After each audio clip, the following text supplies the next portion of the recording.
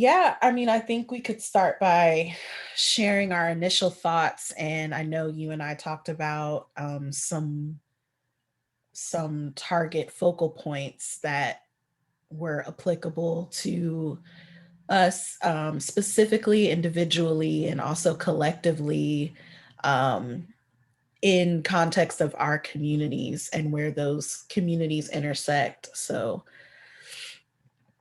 yeah, I mean, we could just start with what drew us to the movie and kind of why it is so pivotal now. Yeah. Yeah. Do you want to start? Yeah. For me, I mean, it's interest. I'm always a person that thinks about the timing of things, the rhythm of things, as a mover. So I found it interesting that this movie was released at the height of such unrest in our current social and political climate. And I think for me, obviously, I am very drawn to stories that can link me back to a lineage of solidarity, of activism, of creating social change. Um, I am I am the great grandniece of two individuals in Columbia, Tennessee, who were pivotal people in the Columbia race riots. And I think having that in my DNA has always um, drawn me to stories and experiences of radical movements.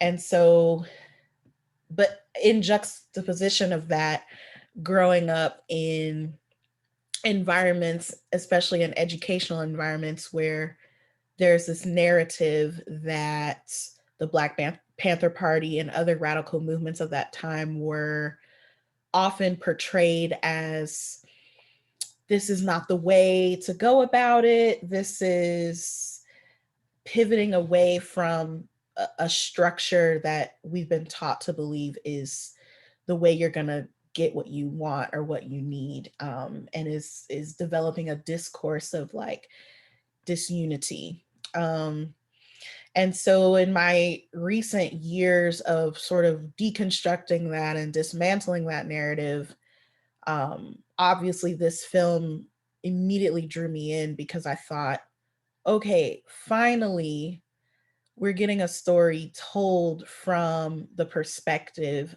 of those who have historically been erased, or their story is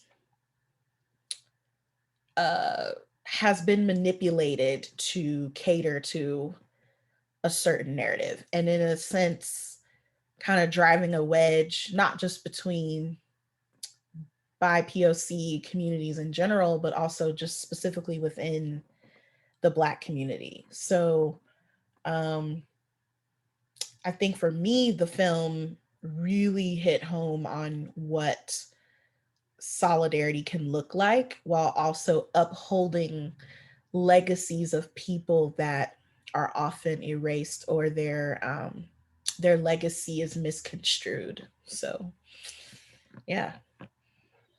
I love that, and I love hearing more of your family story, and the race riots.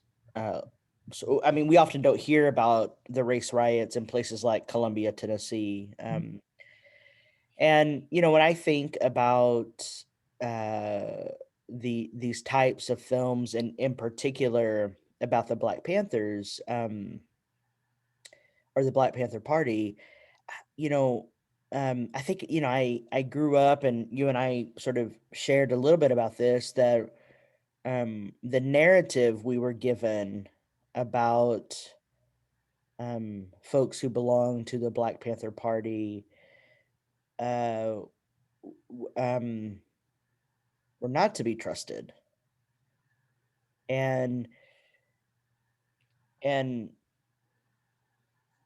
though my mother's family, who over many years have participated in migration from south to north, from Mexico to what is now so-called Texas. Um, there was not they were not so much subject to race riots, but they were subject to lots of humiliation and and racism due to the color of their skin. Um, the rest of my family is much darker than I am, and so for me, I'm trying to piece together the historical memory that was taken from me due to forced migration.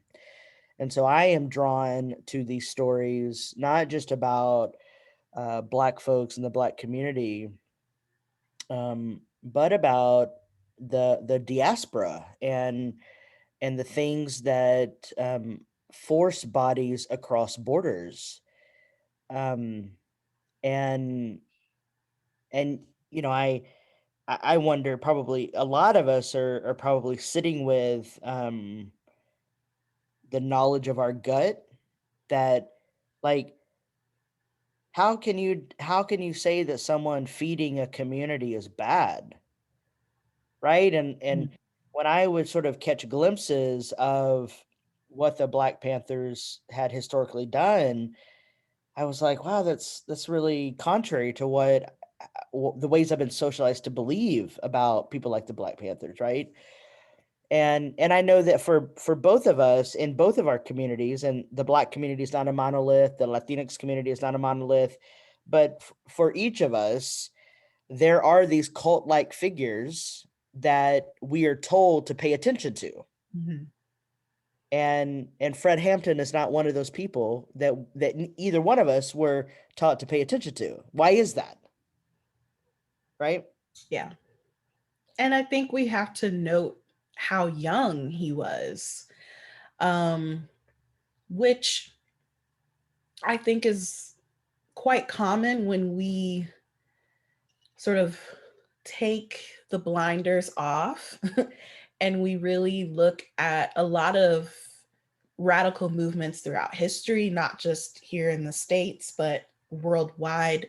There's a lot of integral change that happens through the hands and the work of young people. And there is this kind of cycle of, you know, young folks doing this radical, important work, but oftentimes that work dissipates due to violence, due to death, due to assassination. And we're seeing it now. I mean, we see the rise of young people in all facets of radical movements, because young people have the charisma. When I read about Fred Hampton, I'm in the process of actually listening to a podcast that is devoted to talking about the film and talking about his family and who he was. And that's one of the main things that people who were working with him talked about, was his ability to bring people together. And I think when you are uh, young and vibrant and have this fresh perspective on the world, where you're a little less jaded, so to speak, it's easier to draw people in. And I definitely see that he had that gift, so much so that people on the other side see this too, and see that as dangerous. He is a danger to the downfall of white supremacy and capitalism and all the other isms that were plaguing Chicago at the time and the US at large at the time, and now. So yeah, I think this film is important because it does redefine what a lot of us were taught and reestablishes, like you said, that gut knowing and that historical memory that I think a lot of us carry, but we're conditioned to suppress it. Right. Yeah. Yeah, and it occurs to me, I've been I've been, as you know, finishing my manuscript that keeps getting assigned a new due date because of everything that's happening in the world, and I'm grateful to my publisher for new deadlines. But I've been kind of thinking um about what the Black Panther Party, um what people like Dolores Huerta, and the farm worker movement, that there were these networks of trust, um and we see specifically in the film Mhm. that that network of trust created conditions for networks of solidarity, and Chairman Fred Hampton referred to this as the Rainbow Coalition. Now, we probably all know about the Rainbow Coalition from Jesse Jackson. It's a very different project. Right. It's sort of one of everything. But Chairman Fred Hampton had a really rich, robust imagination about what solidarity looked like. And for me as a theologian and ethicist, it feels like it's grounded in a care ethic for for those who are most impacted Mhm. by systemic oppression. And and it occurs to me, and you and I have talked about this previously, um, our movements are deeply competitive space. And when I look at the film and when I sort of analyze the film, I really see a rich orientation to non-competitive relating because of the network of trust that Chairman Fred Hampton created. Mhm. I think that's something that our movements can really learn from. Yeah, yeah. It is because, and towards the beginning of the film, you see this animosity that has been building amongst the Chicago gangs. And we see that a lot of this animosity is fueled by the police, is fueled by the FBI, fueled by the state. And that important scene when Chairman Fred goes to meet with one of these local leaders, and the local leader is, like, look at this guy coming up in here thinking he's going to tell us what we should and shouldn't be doing, and reads, this propaganda that has been created, falsely created by the state, and kind of in efforts to create a wedge between these two groups. And I think Chairman Fred had a mindset of abundance, that, like, yeah, yeah, yeah, I see that you've been doing great things for your side of the city. Imagine what we could accomplish together for the whole city, not just your block of the city.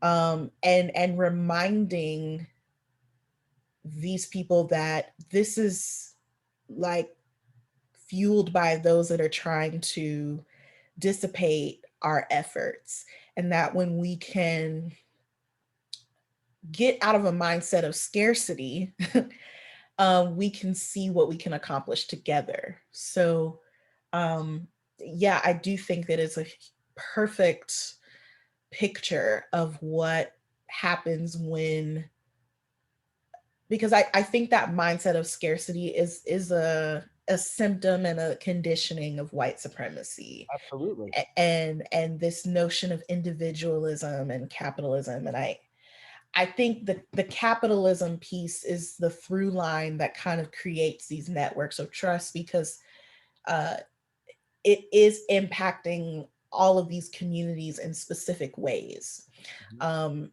and somehow are able to carry through in this through line and find those commonalities, so that when you have the support of others, you can direct your energy on the specific ways that this is impacting your community without so much burden because you have those networks of trust. You have this rhythm and flow of coming together through these through lines.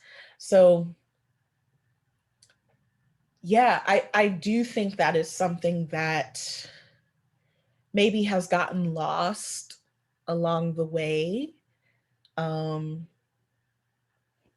I often wonder why that is or what that looks like, and also knowing that that's not necessarily true for every body and every body, as in, collective group of people. Um, but we are seeing this narrative of division more. Even with recent events of racism spurring up, racialized violence spurring up, people are very quick to bring up the lines of division and not recalling the times when we were able to set those things not necessarily to the side, but to find the commonality and knowing that some of the reasons why we are having differences and agitation against each other is fueled by white supremacy and capitalism, and not necessarily through our true lens. Yeah. So Yeah, I wonder if we could talk about the ways in which we get compromised by systems, because mhm, probably all of us on this call participate in some kind of system or institution, and the figure of Bill O'Neill is a very fascinating figure that I think probably all of us can relate to on some level. mhm. Yes. In a lot of ways, surprisingly, I related a lot to Bill O'Neill. And I mean, we talked about this before, how participating in systems does compromise us a lot. And the circumstances that lead us to that path make us susceptible. And you have this man who is in this dire straits of, I've committed a crime, I could go away, I could be locked up, or I can work for you and infiltrate this movement that I don't really have much commitment to. I think it's pivotal that the FBI agent asked, like, how did you feel when King was assassinated? How did you feel when Malcolm X was assassinated? How did you feel when these pivotal things are going on? And his indifference kind of opens this door for him to be used, um, and to be um, sort of a pawn Mhm. in this scheme. And I do relate to that because I think, while I would imagine most of us are not being tapped by the FBI to go in and infiltrate movements, I think in the context of where we are now, like, that is a form of tokenism. I think tokenism shows up in that way, where we are convinced that the way to survival is to adopt the ways of our oppressor. And I think that shows up in multitude of ways in our workplace and our relationships. You and I have a history of being in the church. I think for me, that's where it showed up the most, thinking that I had to cling to these white theologies in order to be right. um, in the meantime, doing a disservice not only to my people, but to myself. And I think in the end, we see that while Bill O'Neill's actions do lead to the assassination of Fred Hampton and all of these other events that transpire. But in the end, he also does a disservice to himself because now he's disembodied from himself as a Black man and is being controlled and confused by narratives. Like, you see the struggle that he's going through in the film because he's working so closely alongside Chairman Fred, and he sees the good that is being done, and um he is adopting the ways and the philosophies of the Black Panther Party, and while at the same time having this white man in his ear being like, but what you're experiencing isn't really true. It's kind of like the angel on one shoulder and the devil on the other, and he's in conflict the whole time. And we see the end result of that, where unfortunately, because he's so disembodied from himself and from his community, it ends tragically for him. um, it's kind of this like dying to self, um, this internalized racism that he's dealing with. And I think many of us could speak to that on some level. Yeah. I'm also aware, and I know that you and I both have experienced this just based on our conversations, how these systems and I, it's not just the FBI, it's also the local police force. Mhm. How th- these systems actually extract from bodies of color information so that communities can be criminalized, Mhm. and that Bill O'Neill. I mean, it's a tragic story about him that he, in an effort to, and I get it, right? Like, we all need to make a buck, but this worship of the all American dollar and the ways that we are all told to go after money. You and I have had lots of conversations about money. Um, if effectively caused Bill O'Neill to serve as the medium of extraction of an organism that continues to exterminate black life. Mhm. And I just think about myself, just being a participant within white academia, and in the ways in which my ideas have been extracted from me and used in other contexts in ways that were never intended to be used, or used without my permission, without proper attribution. Um, and and Bill O'Neill himself was extracting from the very community that could have been his salvation. Mhm. Mhm. And the conditions that actually are created to facilitate the depth of compromise. We are all subject to that. No one is above being compromised.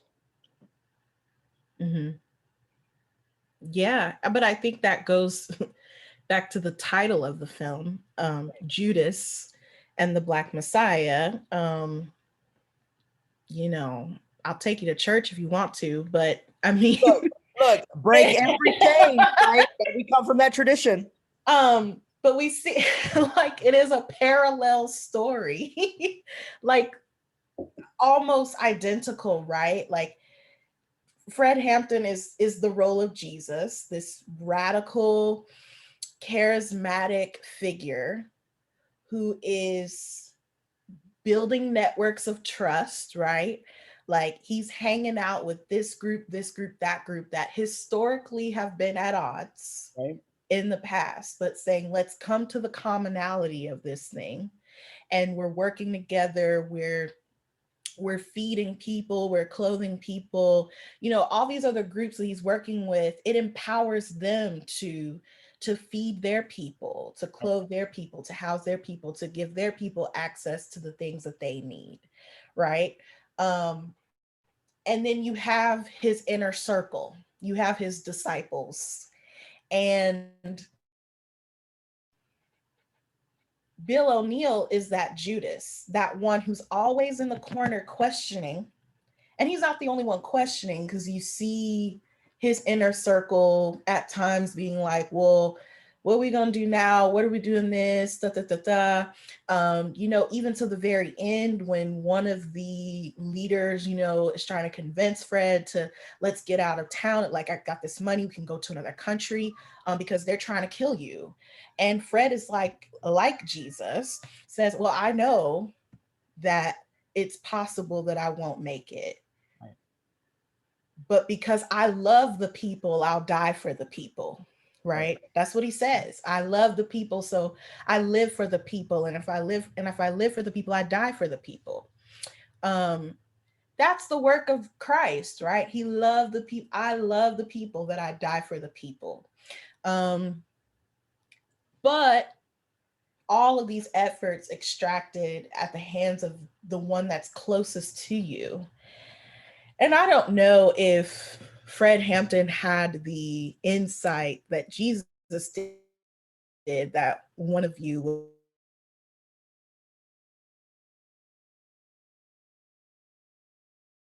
like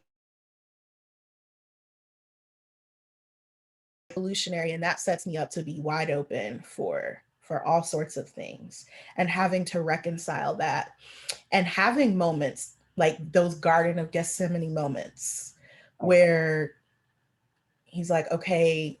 And I think that Garden of Gethsemane moment is with Deborah, the mother of his child, where she's like, look, I know that we're doing this important work, but I'm carrying your child. You telling me that you're really ready to sacrifice your life for the cause. And she reads this beautiful poem that explains her struggle and turmoil with all of this, and her participation in this. um and so, I mean, it's also just, I said this to you last night, like, there were moments where I was watching the film and I was like pissed off, because I was like, wow, oh, it just kind of shows that a lot hasn't changed. And knowing what I know about the story of Jesus, and then knowing what I know about this story, and knowing what I know about what's happening right now, I'm like, seems like there's this cycle happening. Um,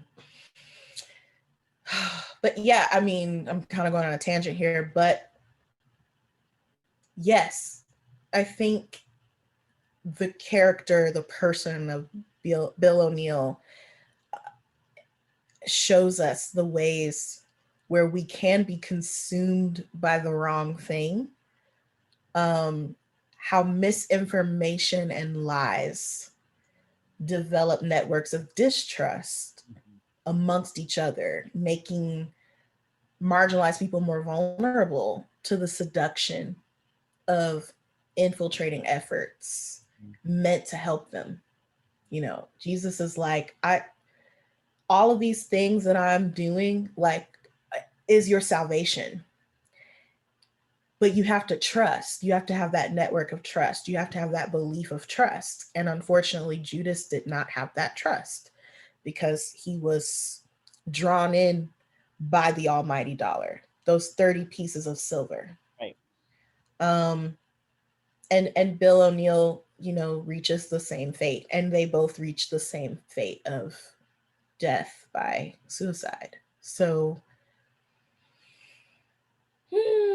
it's interesting, and I think, like you said, I think we can all think of a time where we were Judas or on the road to being Judas. Right. Yeah, and like this film is one of many reasons why we need things like Black liberation theology and Latinx theology, womanist theology, etc. Because if we don't rehabilitate um, these narratives that actually we I talk a lot about what is our theological anthropology? What do we really think about the human person? Mhm. And why is our theological anthropology located in a white imaginary? Why why do we always have to modify when we're talking about someone? Oh, that's a black person, or that's a brown person, right? That when we say, oh, I was talking to this person, we assume it's white, right? Mhm.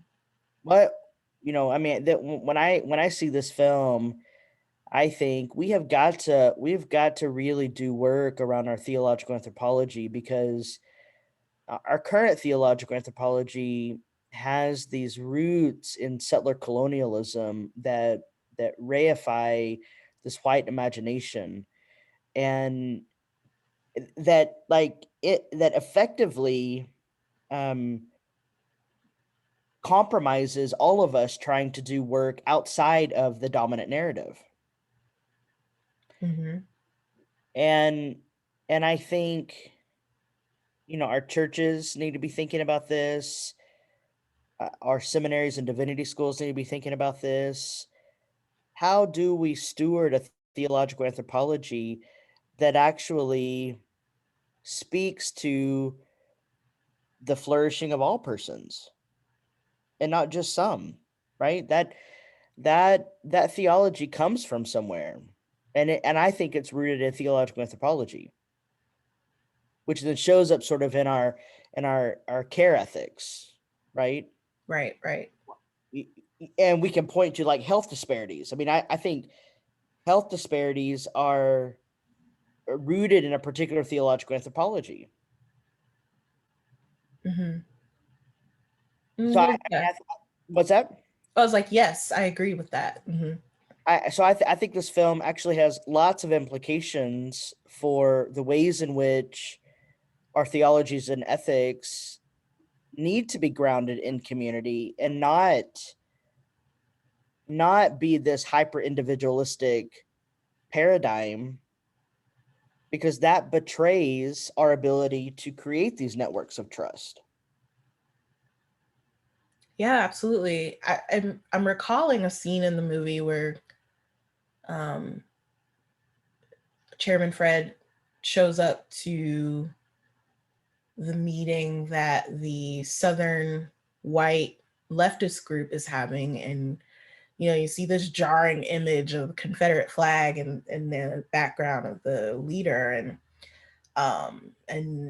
one of his inner circle people are like, are we really about to build a network with people who have this flag up here, a representation of the disparities of our people? And Fred's like, well, yeah, because and Fred understands that, like, I understand why you are clinging to that, Right. but also I understand where you are in the sense that you are being disenfranchised by the police, by the state, by your communities that you're trying to flourish in.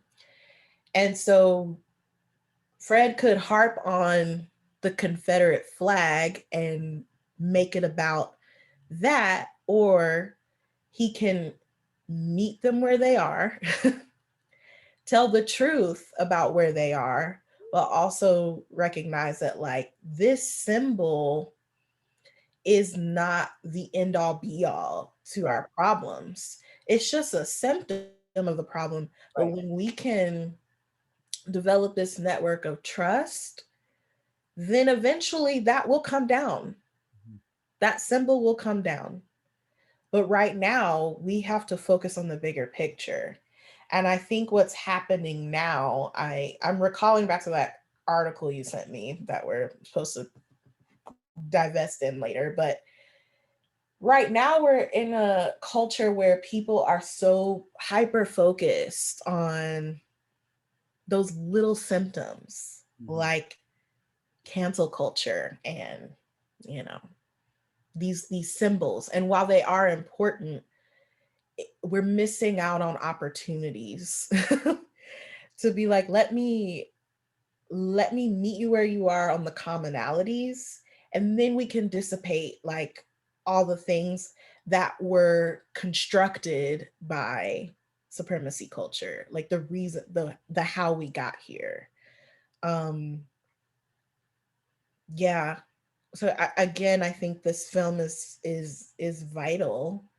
But I think it does speak to the ethics of care that Chairman Fred has, because he isn't going to let these petty disputes get in the way of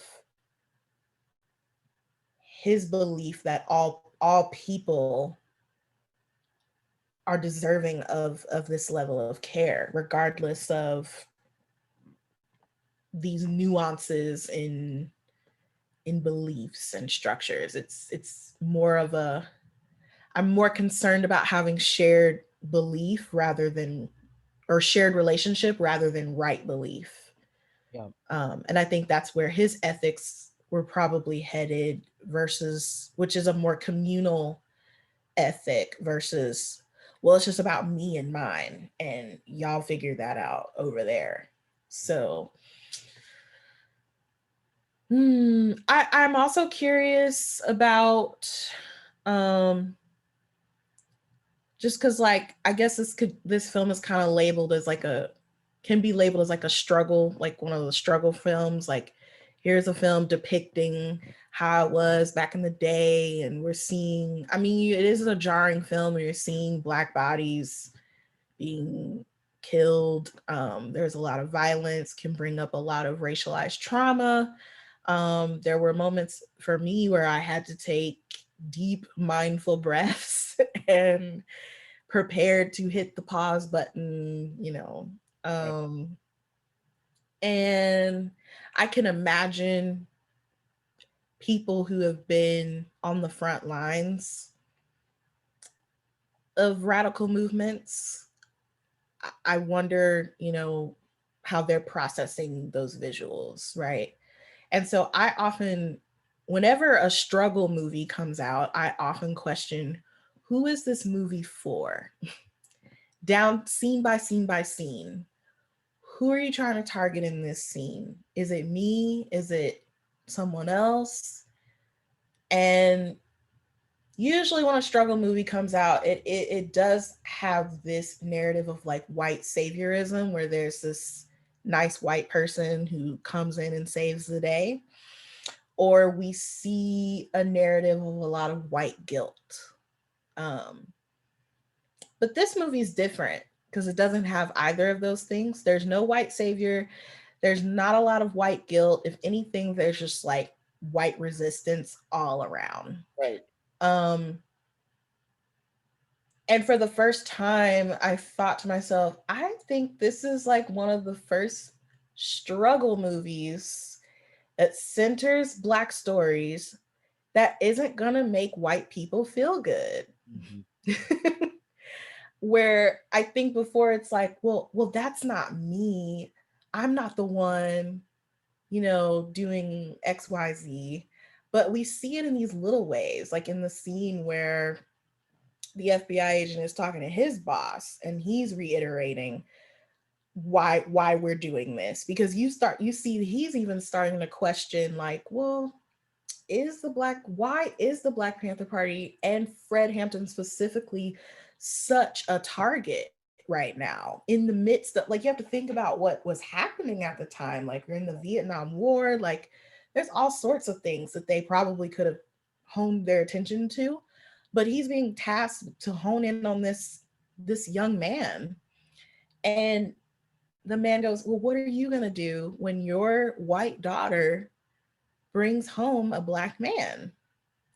And that's where it hits, where it's like, while you're not the one having a shootout with the Black Panther Party, while you're not the one whipping Kunta Kinte and you're not the one hosing people down as they're protesting, I think most people can point to someone in their lineage that would say what that man says, which perpetuates part of the issue. Mhm. And so I think this is one of the first movies, at least from where I sit, where no one is gets to be comfortable.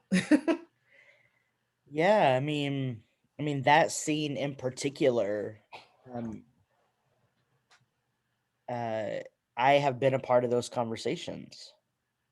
Um, I have, I have, I mean, my white father explicitly told me who I could be in relationship with and who I could not be in relationship with. Um, Not to mention, he had married a Mexican immigrant, my mother, Mhm. and then another Latina. And I'm like, do you just think that um, these women are like for your pleasure? You know, these women of color who, uh, particularly my mother, who have a very hard history around poverty and institutional racism, and you know, and when I saw that scene, I sort of was reminded of that narrative from my white father, and you know, I'll never know, but every day I wonder if he would have treated me differently had I had darker skin, Mhm. Mhm. and and and what hatred did he have of me because I was mixed? And I think about that particular scene, um, how easy it is for all of us, um, to not just diminish each other, but to actually brew hate for the other. And it starts in scenes like what you just described. Mhm. That dehumanization. I mean, that again, that's about theological anthropology. And yeah, I mean this film is such a important teaching tool, I think, for all of our communities. Because you are right, no one gets to feel comfortable. Not BIPOC folks, not white folks, and and I, I think it's time we try again and try to be in relationship with one another. I every chance I get, I say we are failing to be human with one another. Our Mhm. movements are failing because there are no networks of trust. Um, we're also failing because of competitive relationality. We actually don't know how to be human with one another. Um, and can we reset with one another?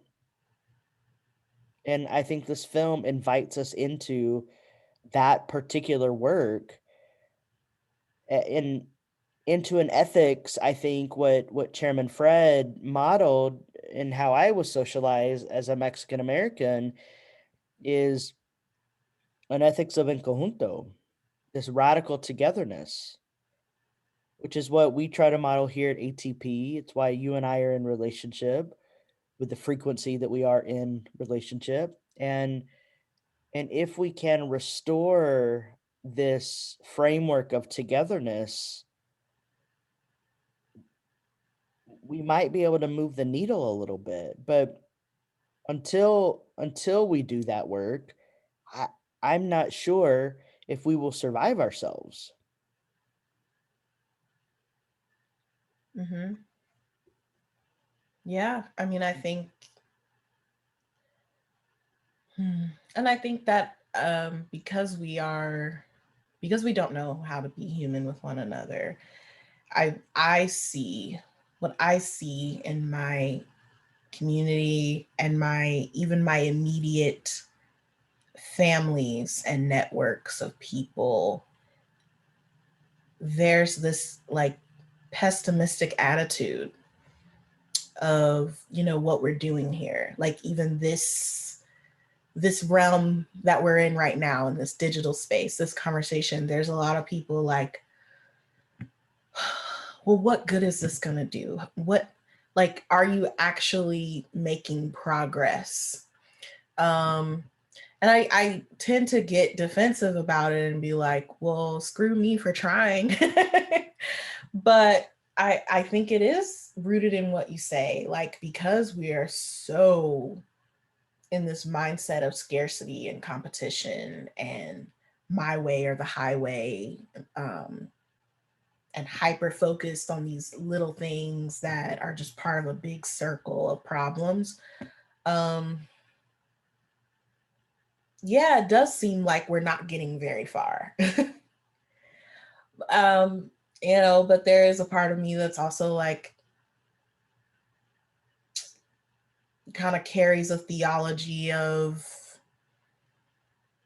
there's a season for everything. Um, and we're in um, a constant cycle of learning and unlearning and relearning.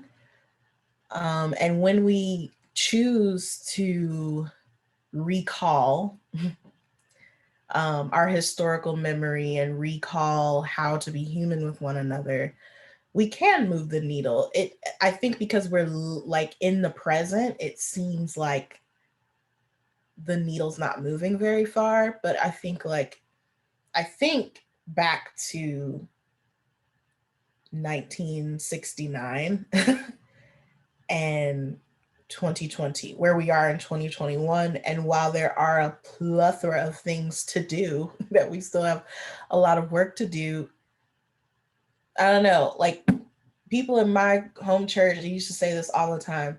We've come a long, long way, but we still got a long, long way to go. And that's just something that each generation carries. And I don't know what all that means. And I don't know if we even reach an end point.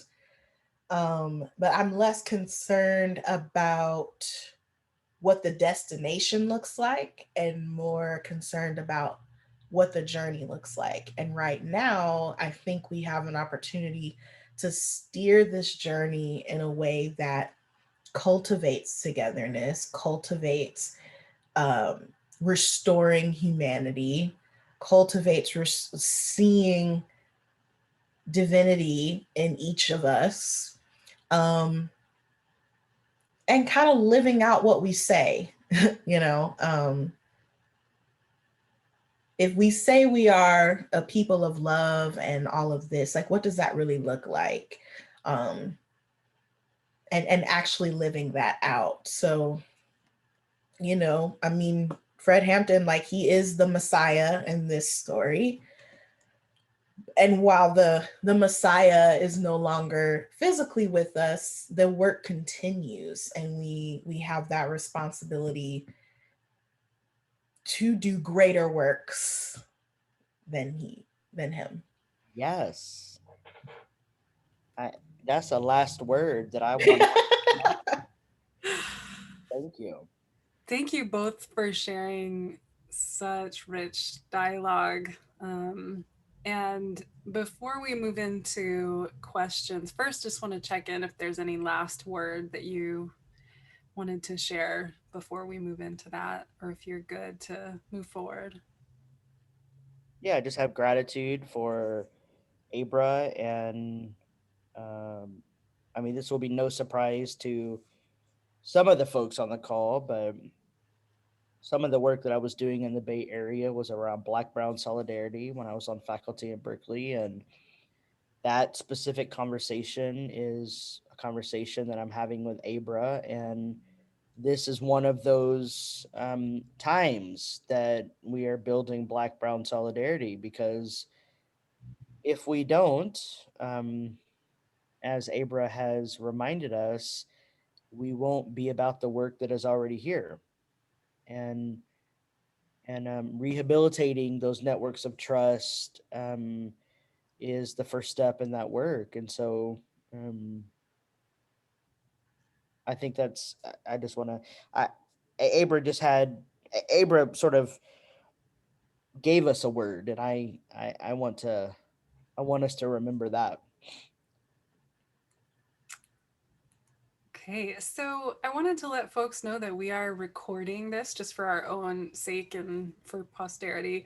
And so as we move into this section with questions, we want to check in with you about recording. And so if you would like to ask a question or be in dialogue with Robyn and Abra, but don't want to be recorded, please just direct message me or Anna and let us know, and I will stop the recording.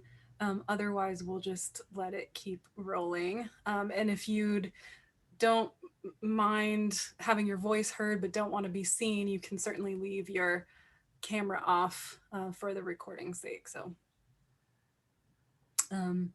yeah, just let us know. And the floor is open. We just ask that everybody stay muted except for the person who'd like to ask a question.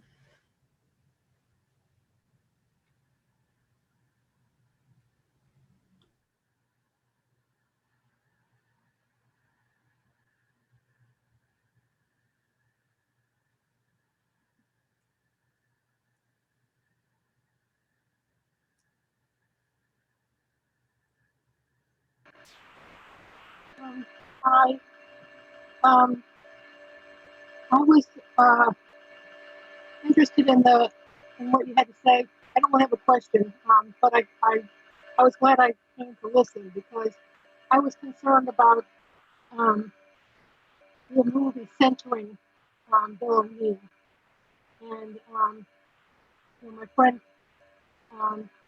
Fred Hampton, it was basically my age, and um, and I was with Duke Hampton Defense, and he is still very much a hero to me.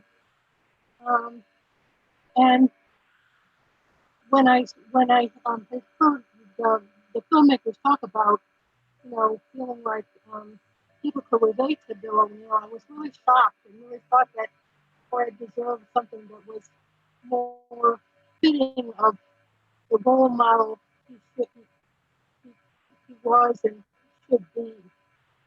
But it's been really interesting to hear your sense of why it was, I guess, the correct way to make it work, or whatever. Sorry. That's all. Sorry, we're having a little trouble trying to understand your audio. If you do have a question or a comment, you might want to just put it in the chat so we're able to engage. And I don't know what's going on, but we're unable to understand your audio. So Oh, okay.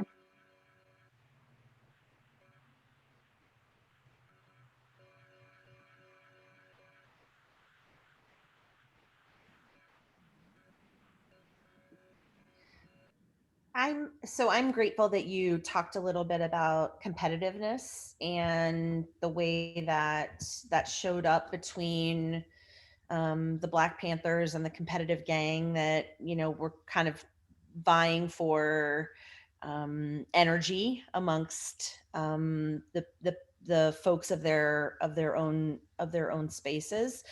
But I'm wondering if you could chat a little bit about the lack of competitiveness that we saw specifically within Fred's community. So, they were really highly integrated in their work.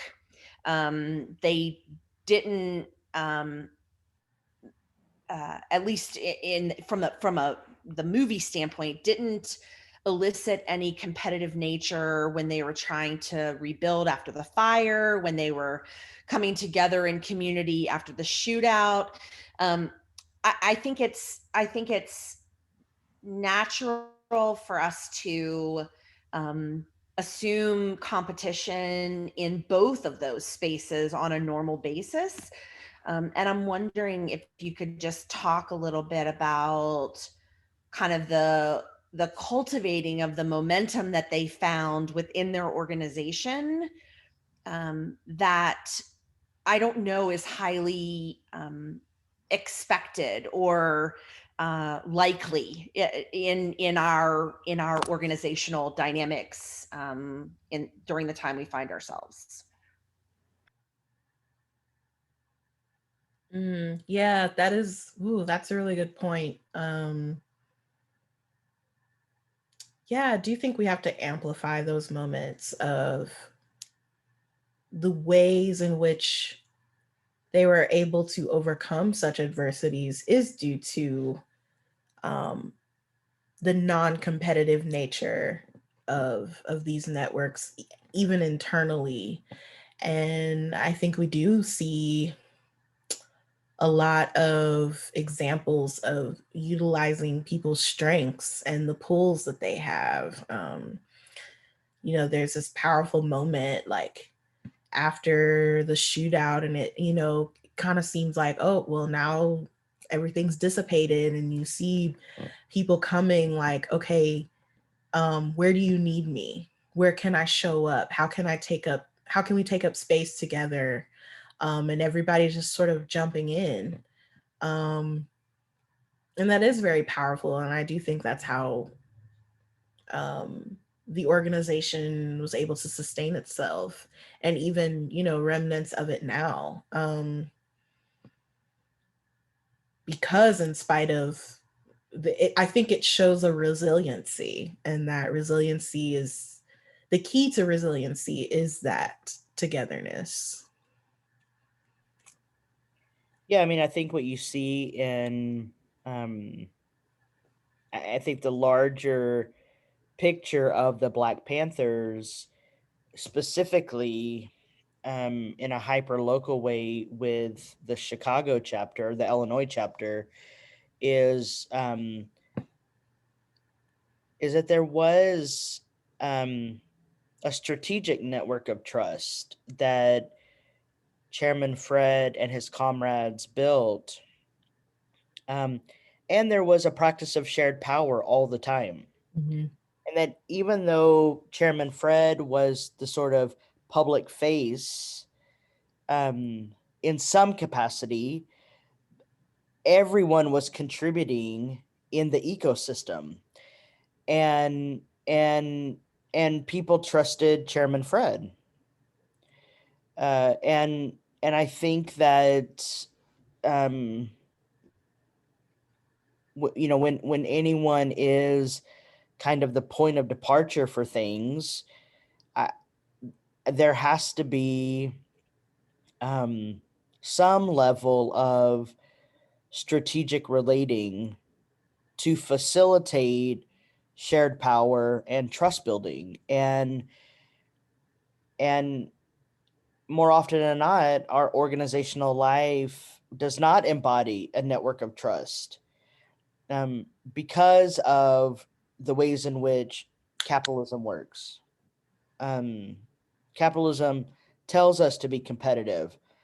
We also live in a meritocracy, and so the whole grading system in higher education or in education, teaches us from a very young age to get somewhere we have to make an A. To be recognized, we have to make an A. And it's counterintuitive to, I think, what the Black Panthers did all over the country. And I think those two ingredients, trust and shared power, make for a powerful movement. I've got a comment that someone wrote me who doesn't necessarily want to come on camera, but they gave me permission to share their name. So um, Michelle was just saying that I'm just going to quote, I haven't seen the movie, but I'm interested in networks of trust. I go to a church that, particularly since George Floyd's murder, has been bitterly divided as we move into new space. Cancel culture is brought up a lot, and it's hard not to draw a line and remain in a trustful relationship. And then continues, I guess part of that question, as white people shift and want to be part of the solution, it feels like a cop out to allow things to stay, like the example of the group with the Confederate flag. And so it was more of a comment, but if there's anything that you'd like um, to respond to in that. Why I'm grateful for um, the thinking out loud that Michelle has invited us to do. I do that all the time on social media, and I get varying responses, and I'll take a stab, but also I just want to invite folks into the conversation. This is a community conversation, and and it takes a multiplicity of voices to achieve what we are doing. Um, but I think there, I think the Breonna Taylor event, the state sponsored assassination of Breonna Taylor, and the state sanctioned strangulation of George Floyd were two pivotal moments for well intentioned white liberal progressives. And I think there was an awakening that rolled through many white communities. Now, mind you, there are a bunch of Central American kids in cages down at the border, and we've still not dealt with that. Um, but with regard to Black genocide, particularly, um, I think we have to be really careful about disposing of people, even when we don't agree, because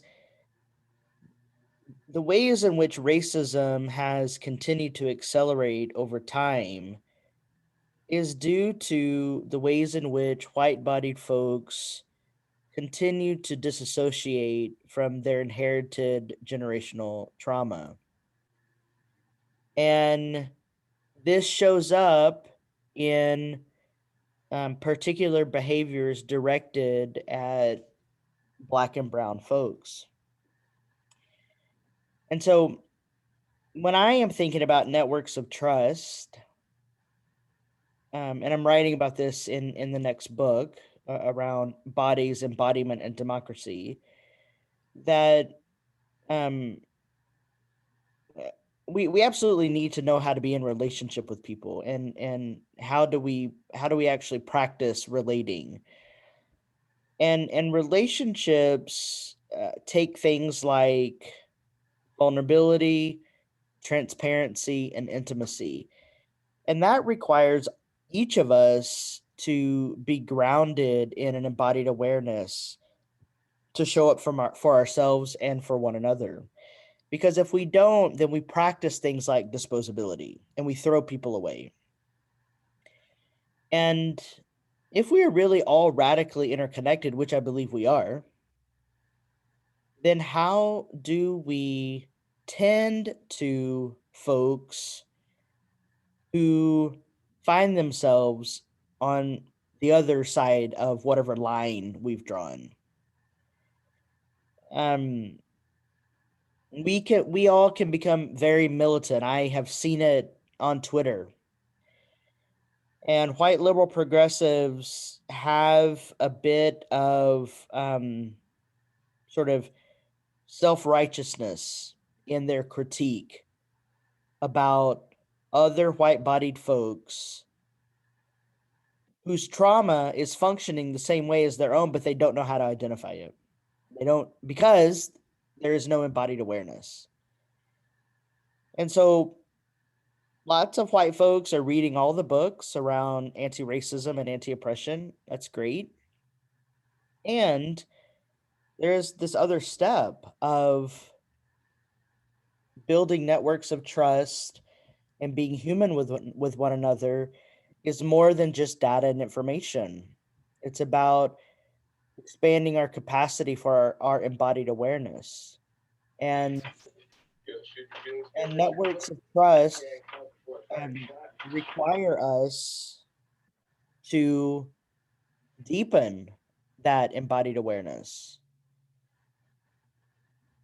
And, I think there's a lot of churches and communities who find themselves wanting to do the right thing because they are well intentioned, but often end up harming people because of patterns of disassociation. And therefore, there is no network of trust.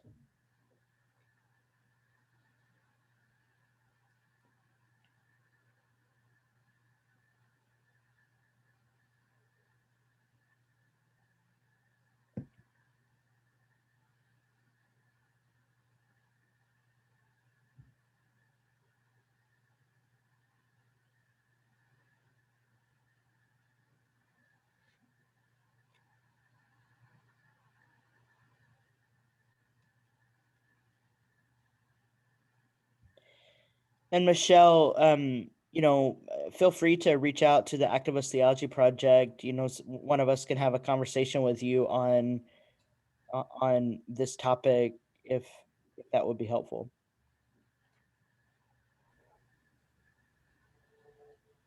So anything bubbling up for anybody else? Yeah, so actually, for me, I've been thinking a lot about Black and Asian solidarity in particular. So in college, I studied Asian American studies. So back in the civil rights movement of the 60s in particular, I studied a lot about the Black and Asian solidarity. Japanese Americans in particular, there was a group of them who called themselves bumblebees because they, considered themselves yellow, but had Black influence. So then they called themselves bumblebees because of that. And, just what's happening right now, I was reading an article, I think by Van Jones, and he was also talking about just that long history of Black and Asian solidarity. And also one of my friends wrote this piece about reminding ourselves that especially in the Bay Area, anti-Asian violence is also being committed by other people of color. And we have to remind ourselves that this is rooted in white supremacy as well. And I think it's just it's also real. Wait, hang on, sweetie. It's also real. Hang on, sweetie. It's also really real that, there is tension between the Asian American community and African American community. And it's something that our communities do recognize, and there's anti-Blackness as well. And, we've talked about that, but also there is very vocal, AAPIs have been very vocal about Black Lives Matter, support with that as well. And just that solidarity. So sorry, it's kind of lengthy statement that I'm making, but I'd love to hear both of your thoughts about just multiracial coalition building in just addressing white supremacy, because that's something that I'm passionate about, and just want to see instead of, I know you were talking about just competitiveness and just I think instead of us as communities of color splitting off into different movements, because that's what I've kind of seen even with anti-Asians, it seems, I don't know, it's kind of hard for me. It feels like there's still a lot of silence around it, and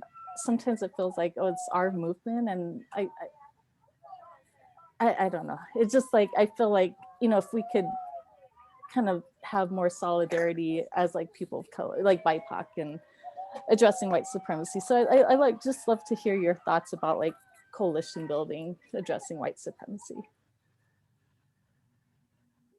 Yeah, I mean, I think that is, I think, a big part of why Abra and I are starting to try to have some Black-brown solidarity. I don't think that white feminists are thinking about coalitions in the same way that people of color are, and I look to Chicana feminisms and decolonial feminist thought. Uh, I mean, when I think about organizing and organizational life, it's grounded in a sort of orientation of coalition building, and and coalition building requires networks of trust, and we don't have that, and so how do we create moments of trust so that we can secure a network of trust? um I think that's our work right now. Mhm. Yes, I love that you brought this up. It's something that's been on my heart for the past week, honestly, the past year, um, where like we are being reminded of this duality of dissonance. I want to speak to specifically a dissonance between Black people and Asian Americans in this country. And we see that tension on both sides where there is I recognize that there is a lot of anti-Asian rhetoric that is in the remnants of Black spaces. Um, at the same time, remnants of anti-Blackness in Asian spaces. Um, and I've been talking to some of my co-conspirators in my community, and I think it has a lot to do with proximity to whiteness. And I don't just say that. I think when people talk about proximity to whiteness, it's this assumption that we're only referring to the Asian community, because the Asian community has been put on a pedestal of being the ideal minority. But I think I see remnants of proximity to whiteness in all BIPOC communities. Because I think that proximity to whiteness is taking on the tools of the oppressor in whatever that looks like. And so for me, taking on the tools of the oppressor is to develop a rhetoric and an ethic of anti-Asian, and for Asians to take on a rhetoric and an ethic of anti-Blackness, right? So yes, it's about building networks of trust, and I think it requires a repairing of a lot of racialized trauma that the specific communities have endured at the hands of white supremacy, and how white supremacy has infiltrated our spaces and our movement, and how our traumas inform misinformation and a prevention of developing those networks of trust. I think it requires us to tell the truth. um, I think the truth sets us free. And I think when we unveil that truth, we will find um, some not so pleasant things. But also that truth unveils a lot of beautiful things, because there is history of solidarity among the BIPOC community, right? And I think we have to like remember that and let that be what fuels us forward. Um, and recalling the ways of those who came before us that were able to again like find that through line of what wields this thing together. But yeah, I do see that, and I do see it's actually hella frustrating because I'm sitting in spaces where it's like there's this spirit of competitiveness, you know, where it's like, well, okay, but what about my movement? What about our move? This is our movement. Don't infiltrate my space, right? Um, when at the core of it, like, it's our movement. And we all have a hand in bringing white supremacy to the ground, right? And we can't do that when we're concerned about names and hashtags and cancel culture, and we certainly, and I certainly want to say too that, like, we certainly cannot allow people on the outside of this thing that cannot speak to specific ways that BIPOC communities are harmed to, like, I'm not saying allow people to, like, tell us how we should be reacting and responding. Like, we have to own that, and we have to figure that out amongst ourselves. But I do think if we can be committed to, like, developing those networks of trust, and I see it forming, I see it happening, and I'm very hopeful in it. Um, and I think that's also a reason why I'm really gravitating towards this film, because I think we can take from some of those tools and apply it here in this moment. So, Well, and I just wonder too, Denise, as I've been sitting here thinking, and I know that we have all been cloistered, like we live in a convent. I'm a little bit monkish, and so I've enjoyed being cloistered. But one of the things that I have actually really missed is roasting a chicken, cooking greens, and having cornbread with people. And I know this might sound old fashioned to people. I mean, every tradition has some form of communion. They have something that symbolizes that. In Brazil, it is one thing, and in other places, it's another thing. And I think there's a lot to learn from eating together, actually. And eating is actually a very intimate act. And can we just start there with one another? Can we just start to eat with one another and actually build our coalition from the kitchen table? And what would our movement look like if we started there? mhm. So we need to bring this to a close, unless you two want to say any last words. Oh, I just want to express my gratitude for this conversation and for this space and for the contemplation that's happening together. And I don't want this to just be a one moment say we did thing, but I hope that this um, brings about more coalition building and more networks of trust and more contemplating and more strategizing. So let this be the spark for us to begin again and again and again. Thank you. It's always good to share space with you, Abra. I look forward to our Brindle time, and yeah, I'm looking forward to at one point being able to be free enough to see many of you in person. Yes. Well, thank you both so much for such rich dialogue and for all of you showing up for this community conversation.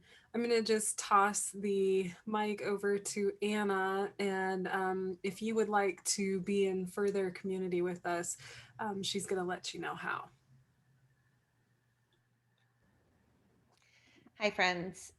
We have a couple of things going on in our world at ATP.